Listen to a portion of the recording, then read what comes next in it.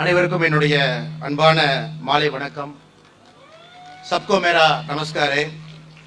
I take this opportunity to warmly welcome all the participants of the third edition of Kashi Tamil Sangam, and very specially our Union Minister for Health and Family Welfare, Minister of Chemicals and Fertilizers, Honorable J.P. Nadda ji.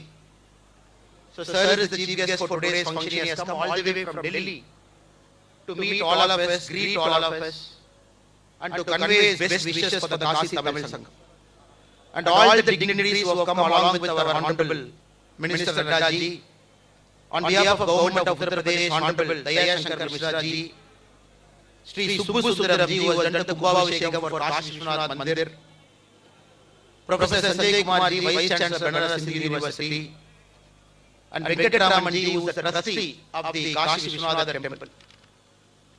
இங்கு வந்திருக்கக்கூடிய எல்லா நம்முடைய அன்பு சொந்தங்களும் கூட ஒரு சரித்திர சான்றாக கேட்டுக்கொண்டிருக்கிறோம். காலத்தை கடந்து நிற்கக்கூடிய காசியில பாரத பிரதமர் நரேந்திர மோடி அவர்கள் 2022ல காசி தமிழ் சங்கம் ஆரம்பிச்சு வச்சாங்க.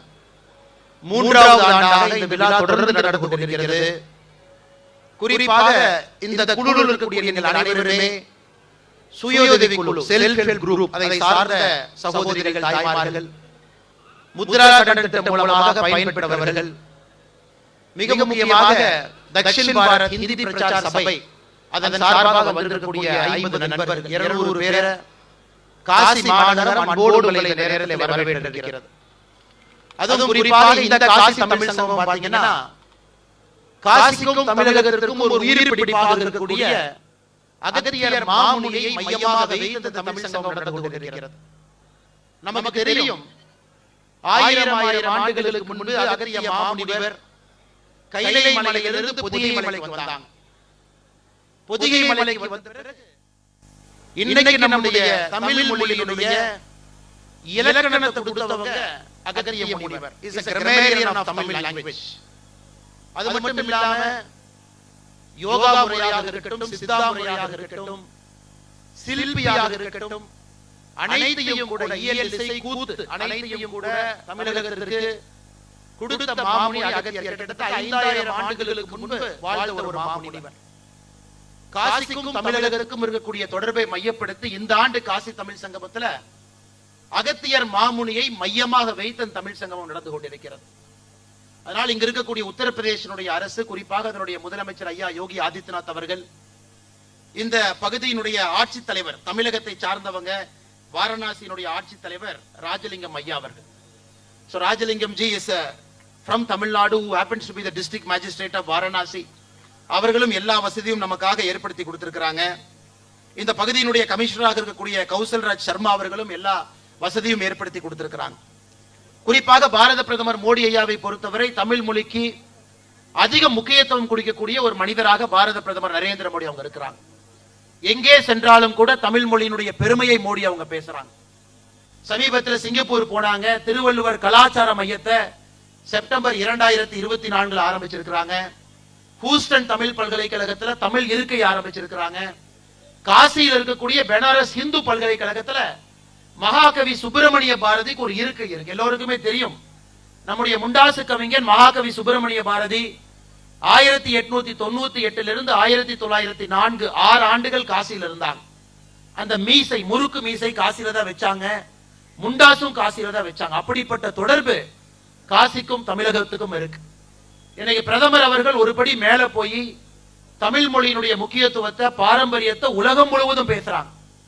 இன்னைக்கு பிரதமர் இங்க வந்திருக்கக்கூடிய எல்லோருமே பாரத பிரதமர் நரேந்திர மோடி அவருடைய சொந்த தொகுதிக்கு வந்திருக்கும்.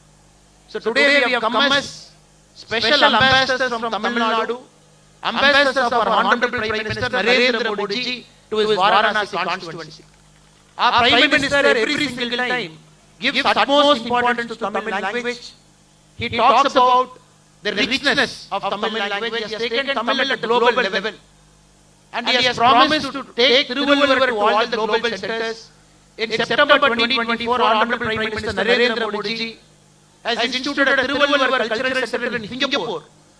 In Houston University in the United States, he has constituted a Tamil chair. In his own constituency, Benares Hindu University, Honorable Prime Minister has constituted a chair for Mahakavi Subramania Bharati.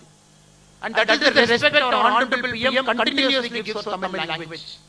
And he initiated this Sangamam. For the third straight year, all of us have come here. So, எனக்கு தெரிஞ்ச ஹிந்தி மொழியில இருக்கக்கூடிய நண்பர்களுக்கு நன்றி சொல்லி உரையை முடிச்சுக்கிறேன். मेरा हिंदी परिवार लोग इधर बहुत प्रिय तमिल लोगों का बहुत प्रिय बहुत ज्यादा प्रिय आप दे दिया. रेलवे स्टेशन लग इधर तक पूरा आपका रिसेप्शन पूरा आपका प्रिय पूरा तमिल लोग का दे दिया. On behalf of people of Tamil Nadu, I pay my respects to all the people of Varanasi because you have treated all of us as your own family. From railway station to Namo God, everywhere you have welcomed us. You have stayed with us. The whole of Varanasi, we take this opportunity to thank you all. I thank the organizers, especially our Honorable Union Minister Dharmendra Pradhan ji, Benares Hindu University, IIT Madras, IRCTC, and all the organizations which are part of this very unique program. So all of us when we go back, நம்ம திரும்பி போகும்போது காசியும் தமிழ்நாட்டையும் இணைக்கக்கூடிய ஒரு பந்தமாக நீங்க திரும்ப போறீங்க. When we all go back, we take the rich culture of Varanasi back to Tamil Nadu. So you as living ambassadors tell all our Tamil people how all of us are same. Ek Bharat, Shresth Bharat. ஒரே பாரதம் உன்னத பாரதம். எல்லோரும் பாரதியர். அடிப்படையிலே வேறு மொழி பேசினாலும் கூட அடிப்படையிலே நாம் ஒன்றான மக்கள் என்பதை சொல்வதற்காக நீங்க வந்திருக்கீங்க. தமிழ்நாடு போன பிறகு கூட நீங்கள் இதை தொடர்ந்து செய்ய வேண்டும் அன்போடு வலியுறுத்தி உரையை முடித்துக் கொள்கிறேன். நன்றி வணக்கம். பாரத் மாதா கி ஜெய். ஜெய் ஹிந்த்.